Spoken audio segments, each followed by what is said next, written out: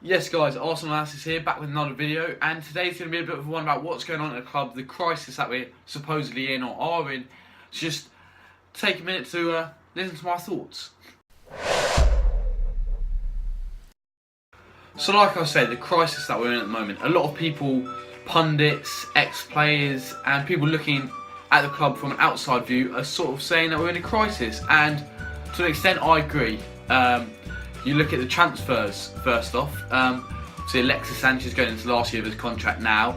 We turned down a 60 million move from him on the final day from Manchester City. And although a lot of people said, yeah, well, you turn down that much money, show your ambition, but it also shows the lack of leadership and lack of people running this club. If we had a chief negotiator or someone that was on the ball or someone that dealt with all the contracts, we wouldn't get in this situation at the end of the day. We would have offered him a 300 grand a week contract that we already are offering him 2 years ago. That would have been signed and he would have been here for another 2-3 years. But now we've let it run down. No one's really taking charge of it, and now we're seeing him going into final contract and could leave on a free transfer. And now the issue with him and other players such as Mesut Ozil, Aaron Ramsey, Jack Wilshere, they're all going into their final contract, and Santi Cazorla, let's not forget. Then next summer, if the majority of those players decide to leave, then we have to replace 4 players, as well as add quality to what those 4 players had, because we're not achieving much with them, plus add quality around them. So it's going to be a big transfer window, and we could have got this sorted years ago, to be honest. We got them down to long-term contracts, but no, we just let the contract wind down, and then this situation we're in, and no one really took control, and that's sort of the one of the lapses in concentration we have at this club, and it annoys us fans. So, like I say, with Sanchez going into the final year's contract, I feel that Thomas Lemar would have been a great replacement for him, and something that should have been done. A transfer that we went in for the final day of the window. We'd been talking throughout summer. We put a 92 million offer down, which Monaco accepted on the final day. The move was then turned down by Thomas Lemar because he said he didn't have enough time to think about it. So what I'm thinking is, well, why don't we do that earlier in the summer? I know we were in talks with him, but if you really wanted the player back then, put down the money. You'd be able to get talks with him, talk about contracts, talk about his role in the club. But when you go so close to the wire, you're not going to have time to talk about that, and then he won't join. And now what we've got on our hands is next summer more clubs might be sniffing around Thomas Lemar. He definitely won't be cheaper than the 92 million if he replicates the same form as he showed last season.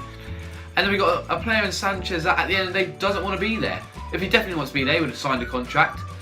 We know he wants to play for Manchester City. We know he wants to reunite with Pep Guardiola. So you look at it and you're like, wow, Thomas Lemar would have been a great replacement. Ideal in my eyes.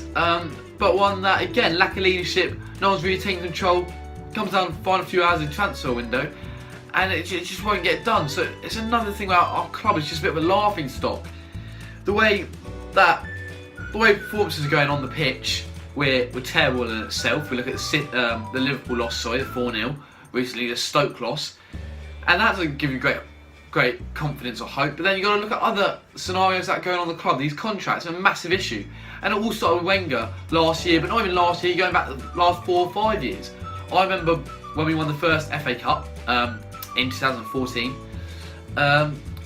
Wenger was in the same boat. He finished his 2-year deal and then decided to stay on for another 2 years. And then it's just repeating itself again and again. And I think, although a lot of blame can go to the likes of Stan Kroenke and Ivan Gazidis, who don't do enough on the club. Stan Kroenke said he's ambitious, but he's not actually spending any of the money from his own pocket on this club. Then a lot of question marks can go on around them. However, when it comes to tactically inept, playing players out of position, buying a 52 million pound striker, and putting him on the bench, as well as free transfer that just got player of the month, said Klasnic, on the bench, that all comes down to Wenger at the end of the day. That comes down to the manager, and you have to say right now, Wenger is not the man for the job. And we've been saying, I've been saying this for the last few years, but right now it's evident that it can't go on. It can't go on like this. So I feel that change is needed in that respect, but it also has to come all over the club. Wenger has to go. If he will, we don't know. We don't think he will. Like he just said, just signed a new 2-year deal. But I think next game is against Bournemouth at home, and there's going to be a lot of people voicing their opinion, and a lot of banners are going to come back out. Maybe another few more planes. things like that, and it's all down to Arsene Wenger still being there. So I do think that area needs to be addressed, and if he is going to stay, then he's got to, in a way, get rid of this dead wood that's around him. I know the transfer window's just gone, but he's got to start pulling these players in line, because yes, if you don't want the manager there, you might want him there, you might not want him there. At the end of the day as well, these players aren't taking responsibility where they should have. I know Mesut Ozil gets a lot of critics, and rightfully so at times, but there's other players that don't get talked about. Right, so Theo Walcott, Aaron Ramsey, Granit Xhaka, they're not standing up and being counted at this moment. When your manager's got his back up against the wall, you got to stand there and fight for him, and it's kind of showing that maybe Arsene Wenger's lost the dressing room. Another reason why he shouldn't be at this club. So it is a very frustrating one, a very frustrating times at the club, and we need to bounce back. We've got Bournemouth, like I say, this Saturday, but then we've got Chelsea at Stamford Bridge the weekend after. So the game's going to come thick and fast, and we need to get some points on the board, because if it's another season of disappointment and heartache, then a lot of pressure is going to come Wenger's way, and he's got the next few games to change that. So this is just a little video to tell you about the problems at this club. There's so many we can talk about. This is only one part of the video, to be honest. But something has to change, and we've got to get around and resolve these issues that are surrounding our club.